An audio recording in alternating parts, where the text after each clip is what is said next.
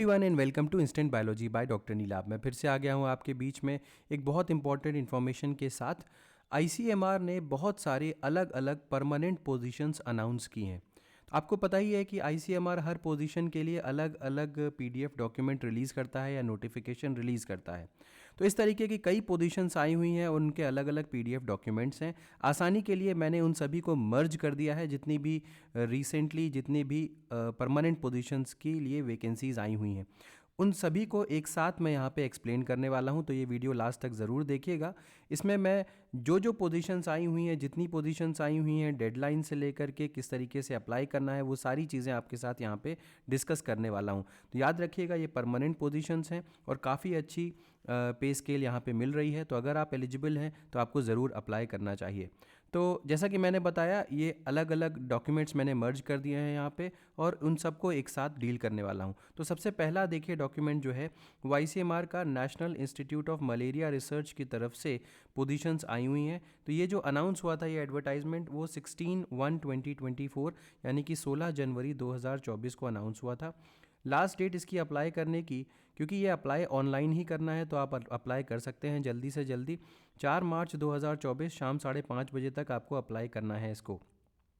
अब देखते हैं कि कौन कौन सी पोजीशंस हैं। जो national institute of malaria research में ज़्यादातर पोजीशंस एडमिनिस्ट्रेटिव कैडर की हैं, यानी कि एडमिनिस्ट्रेटिव ग्रेड की पोजीशंस हैं, काफ़ी अच्छी है। और यहाँ पे लेवल 6 फॉलो हो रहा है। अगर मैं सबसे पहली पोजीशन की बात करूँ तो पर्सनल असिस्टेंट की पोजीशन आई हुई है।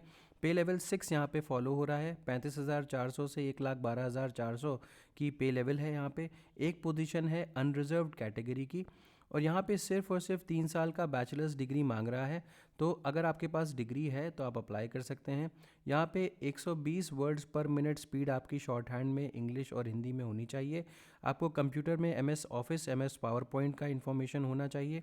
यहाँ पे आपका एक रिटन टेस्ट होगा और रिटन टेस्ट के बाद आपका स्किल टेस्ट होगा। तो रिटन टेस्ट में जो भी स्टूडेंट्स अगर जनरल कैटेगरी के हैं या ईडब्ल्यूएस के हैं या ओबीसी के हैं, उनके 50% से ऊपर मार्क्स हैं तो ही उनको क्वालिफाई समझा जाएगा। और एससी एसटी पीडब्ल्यूडी कैंडिडेट्स के 40% से ऊपर मार्क्स होंगे तभी उनको क्वालिफाई समझा जाएगा। क्वालिफाइड कैंडिडेट्स को ही स्किल टेस्ट के लिए कॉल किया जाएगा। स्किल टेस्ट में 10 मिनट्स का स्किल टेस्ट होगा at a speed of 120 words पर मिनट की स्पीड होनी चाहिए। इसके अलावा ट्रांसक्रिप्शन जो होगा वो 60 मिनट्स इन इंग्लिश और 75 minutes in Hindi on computer आपको करना पड़ेगा। अपर एज लिमिट 30 ईयर्स की है। तो ये तो पहली पोजीशन हो गई। दूसरी हो गई स्टेनोग्राफर की। यहाँ पे लेवल 4 चलता है। तो 25,500 से लेकर के 81,100 25,500 से 81,100 तक चलेगा। अनरिजर्व पोजीशन यहाँ पे एक है और ओबीसी पोजीशन भी एक यहाँ पे है, यानी कि टोटल 2 पोजीशंस पे रिक्रूटमेंट हो रहा है। यहाँ पे आपको सिर्फ 12th पास होना चाहिए इक्विवेलेंट क्वालिफिकेशन के साथ। यहाँ पे आपकी जो स्पीड होनी चाहिए वो 80 वर्ड्स पर मिनट की, शॉर्ट हैंड इन इंग्लिश और हिंदी। इसके अलावा जो क्वालिफाइंग मार्क्स मैंने आपको पिछली वाली पोजीशन के लिए बताए थे, सेम वो यहाँ पर भी चलेंगे, यानी कि 50% फॉर अनरिजर्व्ड ईडब्ल्यूएस और OBC and 40% for SC ST PWD. अगर मैं शॉर्ट हैंड का टेस्ट के बारे में बताऊं तो डिक्टेशन जो होगा वो 10 minutes at a speed of 80 words पर मिनट, और ट्रांसक्रिप्शन की बात करूं तो 50 minutes in English and 65 minutes in Hindi on computer. Upper age limit जो होगी वो 27 ईयर्स की है यहाँ पे। नेक्स्ट अपर डिवीजन क्लर्क की बात करता हूँ, जिसको हम लोग यूडीसी बोलते हैं। यहाँ पे लेवल 4 लगेगा। 25,500 81,100 तक जाएगा। टाइपिंग की यहाँ पर भी आपको केवल एक डिग्री होनी चाहिए आपकी रिकॉग्नाइज्ड यूनिवर्सिटी या इक्विवेलेंट से। टाइपिंग स्पीड आपके पास 35 वर्ड्स पर minute in English and 30 words पर मिनट इन हिंदी आपके पास होना चाहिए। ठीक, और डिटेल्स आप यहाँ पर और चेकआउट कर सकते हैं। अपर एज लिमिट 27 ईयर्स है। नेक्स्ट पोजीशन जो है वो लोअर डिवीजन क्लर्क की है। यहाँ पे लेवल 2 फॉलो होगा 19,900 से 63,200 तक। अनरिजर्व्ड कैटेगरी की 2 पोजीशंस हैं, ईडब्ल्यूएस की 1 पोजीशन है। 12th क्लास पास होना चाहिए। इसके अलावा यहाँ पे टाइपिंग स्पीड की भी डिटेल्स दी हुई है। 35 वर्ड्स पर मिनट इन इंग्लिश, 30 वर्ड्स पर minute in Hindi on computer, और भी बाकी डिटेल्स दी हुई हैं, आप चेकआउट कर सकते हैं। 27 ईयर्स इसकी अपर एज लिमिट है। कैसे अप्लाई करना है तो यहाँ पे वेबसाइट की डिटेल्स दी हुई हैं, देख सकते हैं, recruitment.nimr.org.in पे यहाँ पे आप जाना है आपको और आपको अप्लाई करना है। जो फ़ीस है इसकी वो 300 रुपीज़ इसकी फ़ीस है, ऑनलाइन मोड में ही जमा होगी। SC ST या पीडब्ल्यूडी के कैंडिडेट्स या वुमेन कैंडिडेट्स या एक्स सर्विसमैन, इसको फ़ीस उनको देने की ज़रूरत नहीं है, वो ऐसे ही डायरेक्ट अप्लाई कर सकते हैं।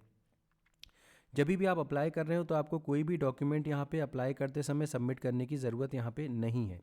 सिलेक्शन प्रोसीजर की अगर मैं बात करता हूँ तो देख लीजिए, सिलेक्शन प्रोसीजर जो है वो it will be through a written test only subject to qualifying the skill test.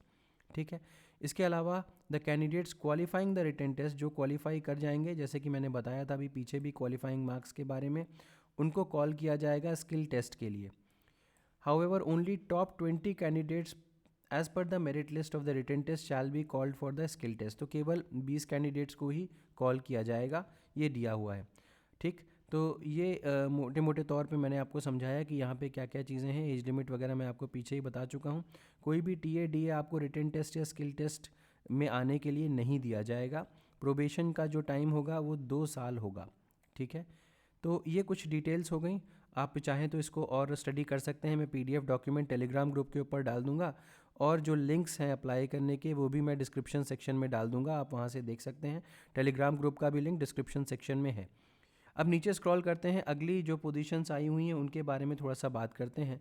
ये Indian council of medical research new Delhi, यानी कि जो इसका हेडक्वार्टर्स है आईसीएमआर का, वहाँ पे आई हुई पोजीशन है, और ये साइंटिस्ट सी की पोजीशन है।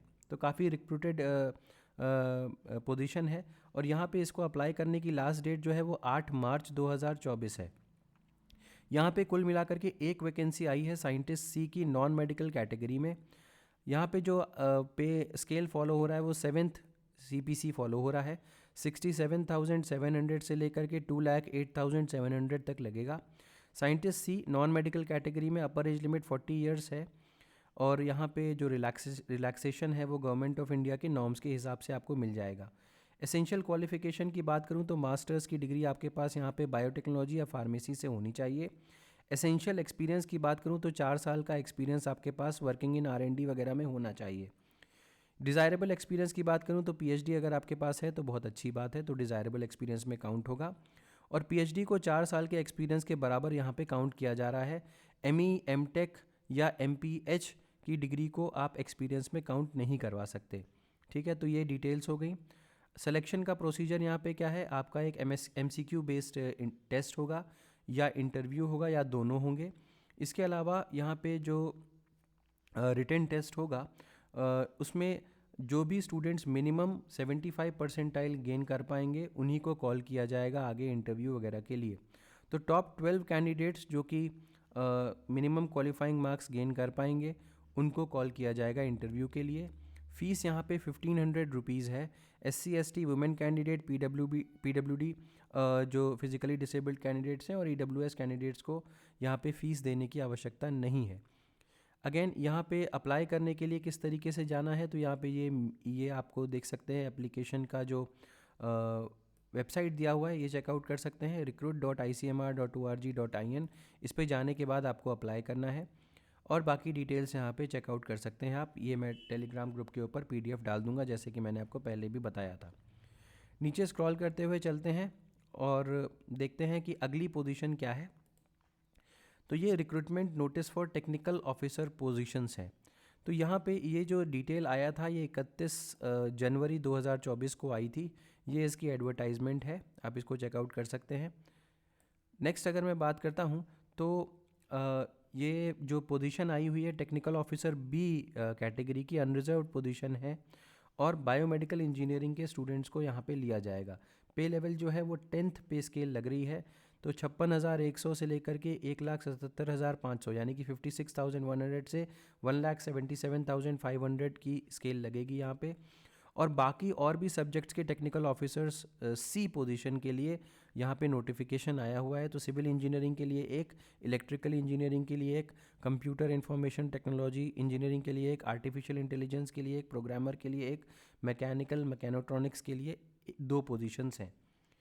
तो जैसा कि मैंने बताया था कि यहाँ पे 8 मार्च 2024 तक 5:30 बजे तक आप इसको अप्लाई कर सकते हैं। अगर मैं टेक्निकल ऑफिसर B की पोजीशन की डिटेल देखूँ तो आपके पास 2nd class bachelors degree in biomedical engineering या 1 साल का विद 1 ईयर वर्किंग एक्सपीरियंस होना चाहिए। इसके अलावा बाकी डिटेल्स दी हुई है टेक्निकल ऑफिसर C के लिए 6 पोजीशंस जो हैं उसको आप चेकआउट कर सकते हैं अगर आप इंटरेस्टेड हैं। तो जैसा कि मैंने कहा, मैं इसका PDF आपको शेयर कर दूंगा। अपर एज, अगर एज लिमिट की बात, जैसा कि मैंने बताया था कि ICMR हेडक्वार्टर्स के लिए पोजीशन है। अगर मैं टेक्निकल ऑफिसर B की बात कर रहा हूँ तो 35 ईयर्स अपर एज लिमिट है, और टेक्निकल ऑफिसर C के लिए 45 ईयर्स अपर एज लिमिट है। तो नीचे स्क्रॉल करके जा सकते हैं। तो जो फ़ीस है यहाँ पे, एप्लीकेशन फ़ीस जो है वो 500 रुपये है, बट ये SC ST, female candidates, physically disabled और एक्स सर्विसमैन कैंडिडेट्स के लिए नहीं लगेगी। तो उसके बाद आप नीचे स्क्रॉल कर सकते हैं और चेकआउट कर सकते हैं। यहाँ पर भी आपको अप्लाई करना है तो recruit.icmr.org पे जाकर के आप अप्लाई कर सकते हैं। बाकी जिस भी आपको सिर्फ और सिर्फ ऑनलाइन अप्लाई करना है, किसी भी तरीके से आपको ऑफलाइन कुछ भी चीज़ यहाँ पे नहीं भेजनी है। इसको अप्लाई करने का तरीका सिंपल है, आप इसकी वेबसाइट के ऊपर जाएंगे और रजिस्ट्रेशन फॉर्म फिल करेंगे, और उसके बाद फिल करने के बाद आप इसका लॉगिन करने के बाद आप फॉर्म फिल कर देंगे इसका। तो ये कुछ डिटेल्स हो गई। किन किन चीज़ों की ज़रूरत पड़ेगी, तो आपकी फ़ोटोग्राफ चाहिए होगी सेल्फ अटेस्टेड। आपको ध्यान रखना है कि कोई भी कैप वगैरह आपको नहीं वेयर करनी है। इसके अलावा ये कुछ और डिटेल्स दी हुई हैं, इसको आप चेकआउट कर सकते हैं अपने एंड के ऊपर। तो ये डिटेल्स हो गई। बहुत सारी परमानेंट पोजीशंस हैं, डिपेंडिंग अपॉन आप किस में फॉल करते हैं। आप इसको चेकआउट करके आप फॉर्म में अप्लाई कर सकते हैं। तो टेलीग्राम ग्रुप ज़रूर ज्वाइन कर लीजिएगा ताकि आप इसका PDF अवेल कर सकें। Apart from that, description section पे जाकर के डायरेक्टली अप्लाई कर सकते हैं। उम्मीद है कि ये वीडियो पसंद आया होगा। अगर वीडियो पसंद आया है तो इसे ज़रूर लाइक करिएगा, चैनल को सब्सक्राइब करना ना भूलिएगा, बेल आइकन को ज़रूर प्रेस करिएगा और अपने फ्रेंड्स के साथ ज़रूर शेयर करिएगा। Thank you so much, have a good day.